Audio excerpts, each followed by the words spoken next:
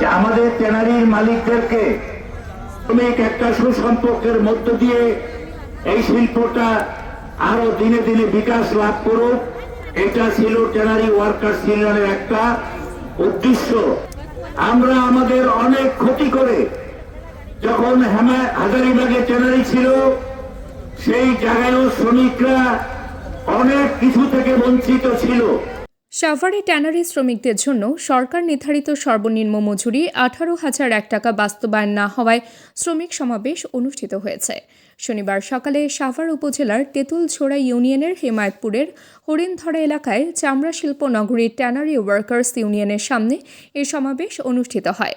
এতে বিভিন্ন ট্যানারির নারী ও পুরুষ শ্রমিকরা অংশ নেন।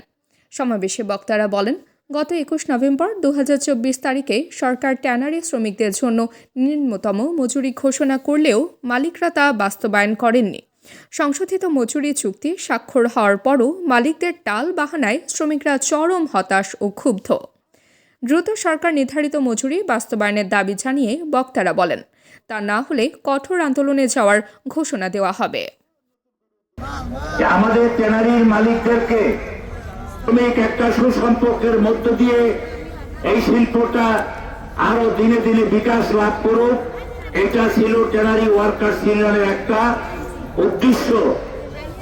আমরা কয়েক যুগ ধরে আমরা আমাদের অনেক ক্ষতি করে যখন হাজারীবাগে ট্যানারি ছিল সেই জায়গায়ও শ্রমিকরা অনেক কিছু থেকে বঞ্চিত ছিল, অনেক রকম সুযোগ সুবিধা থেকে বঞ্চিত ছিল এবং তখনও সেখানে অস্থায়ী শ্রমিক ছিল মালিকদের ভাষায়।